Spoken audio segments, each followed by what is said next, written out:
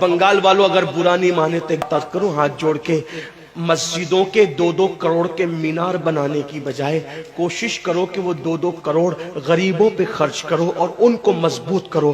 اگر ہماری قوم 10 سال میں مضبوط ہو گئی تو 2 نہیں بلکہ 10 کروڑ کے مینار ہم بنا سکیں گے۔ اس لیے میری گزارش ہے جلسوں کے خرچے بھی کم کرو، شادیوں کے خرچے بھی کم کرو اور سب خرچے کم کر کے اپنی قوم کو مضبوط کرو۔ حضور علیہ السلام اسی لیے تشریف لائے تھے۔ تو دیندار بنو، مالدار بنو، اور نمبر 3 ایجوکیشن پہ بہت محنت کرو۔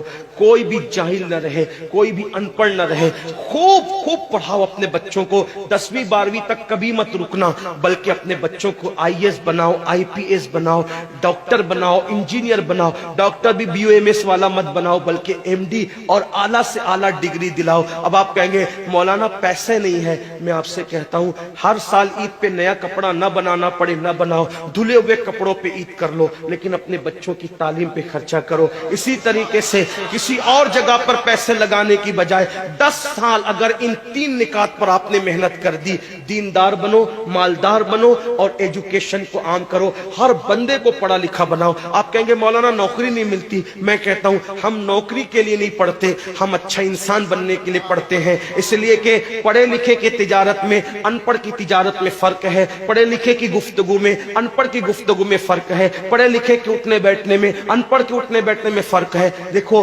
آپ یہ نہیں کہتا ہوں کہ آپ سب ان پڑھو، لیکن ایک بات آپ سے کہتا ہوں، محفل میں پڑھے لکھوں کا انداز اور ہوتا ہے، ان پڑھ لوگوں کا انداز اور ہوتا ہے۔ کھانے میں، پینے میں، اٹھنے میں، بیٹھنے میں تعلیم کو عام کرو، دنیا بھی پڑھاؤ، آخرت بھی پڑھاؤ۔ اپنے بچوں کو اتنا علم دو کہ وہ مسلمان رہے، سچے مسلمان رہے، اور اپنی بچیوں کو بھی اتنا علم دو سچی پکی مسلمان رہے، اور اسکول، کالج، یونیورسٹی میں اعلیٰ سے اعلیٰ تعلیم دلاؤ۔ اور یاد رکھنا غربت کا بہانہ مت بناؤ۔ بیٹیا کی شادی ہوتی ہے تو لاکھوں روپے کہاں سے آتے ہیں، اور آپ سے کہتا ہوں 8 گھنٹے محنت کرنے کی بجائے 16 گھنٹے محنت کرو، محنت میں پیچھے مت ہٹو، اپنے بچوں کو پڑھاؤ۔ صرف 10-12 سال ہندوستان کے تمام مسلمان محنت کر کے اپنے بچوں پہ محنت کر لیں، کوشش کر لیں، کاوش کر لیں، تو دیکھنا نقشہ بدل جائے گا۔ یہ بھی آپ سے کہتا ہوں، ایک بات کہتا ہوں، منع نہیں کر رہا ہوں، اگر مجھ سے غلطی ہو تو میرے علماء اصلاح کریں گے، آپ میری ذات کو دیکھ کے قبول نہیں کرنا۔ باپ کے چہلم پر 40 دیگ پکانے کی بجائے 1 دیگ پکاؤ، ان 40 دیگوں کا خرچہ بچا کر کسی بچے کی تعلیم پر اپنے باپ کے ایصال ثواب کے لیے خرچہ کر دو۔